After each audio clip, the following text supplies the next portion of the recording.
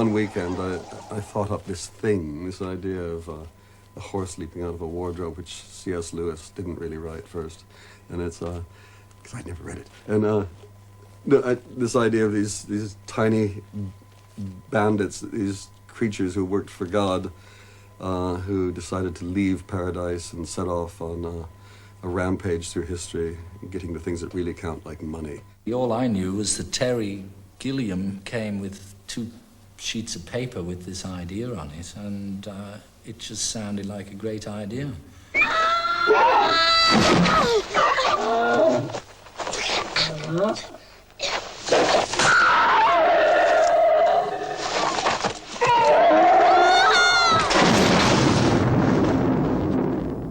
When Mike and I wrote Time Bandits, one of the things in the script we had was when the Greek warrior took off his helmet, this is what the script actually said, was that he revealed himself to be none other than Sean Connery, or an actor of equal but cheaper stature. That's what the script said. In our wildest dreams, we never thought Sean Connery would do it. I don't believe it.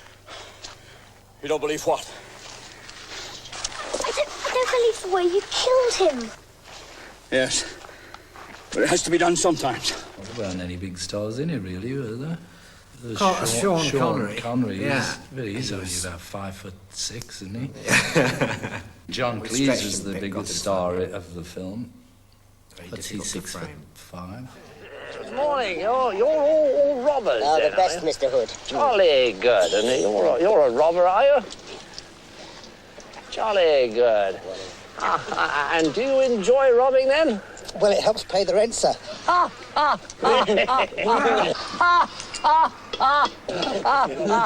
Jolly good. And you're a robber too, are you? How long have you been a robber? 4'1". Good Lord.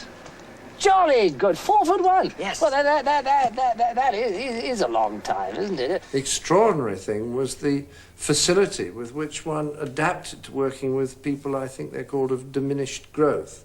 It was quite extraordinary how strange it seemed for the first 2 hours, and by lunchtime it seemed the most natural thing in the world.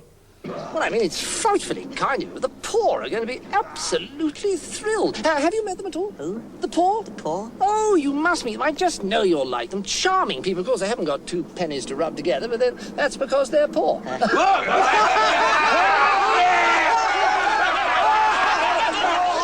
In those days, Terry Gilliam, who will never cease being a genius, was an even more amazing genius, simply because if any of us were to go along on the day when the giant was being filmed, rising out of the water, all of that was a phenomenal image on the screen, and yet I'm sure in the studio on the day, there was nothing to it at all.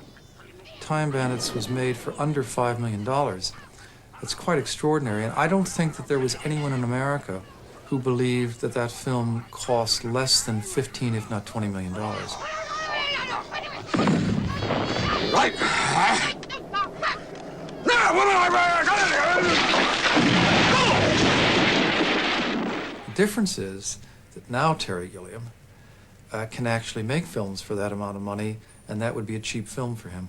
I like working with tight budgets because they force you, why are you looking like that at me? Why are you looking when we're sitting in front of a $45 million film? Why? Up till this moment in time, I was known for making films cheaply.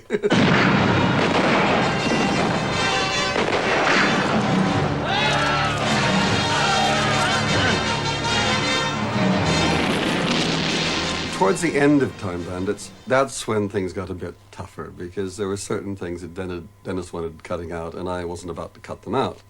Particularly, tasty things like eating rats and things like that, which you've got to do in a film of that sort. He's very squeamish about things, and these were the things that made a scene interesting. What, anybody? Might be last meal yet? It wasn't a horrific thing, it was very funny. And we had a lot of arguments at the end. I think that was the beginning of the end of the relationship. I just think I would prefer him to stay doing what he does extremely well and let those other people deal with the other things. I think that would be a very silly thing for us to do, because if we're going to be crazy, then we have to develop some safeguards, and we also have to develop a very keen interest in what we do. We tried to get into situations where we could sort of edit the screenplay rather than shoot all the screenplay and then edit the film and chuck maybe £500,000 worth of footage on the floor.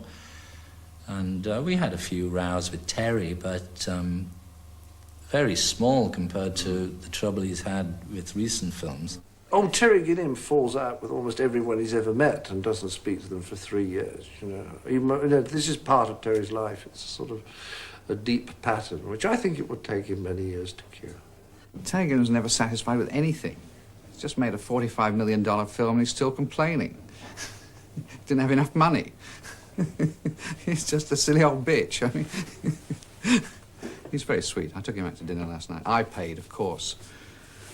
Tight little American git. At the end of the film, I'm a crazed person, and the film is my child, and I'm his mother badger, and everybody is a threat to it. And there was a point where I threatened to burn the negative. I had reached breaking point, and I said, if you're going to insist on those cuts, I'm destroying the whole thing. I made it, I can destroy it. Goodbye.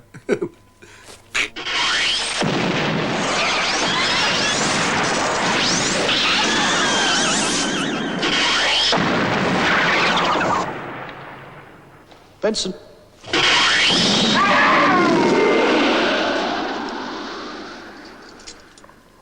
I'm a reasonable man.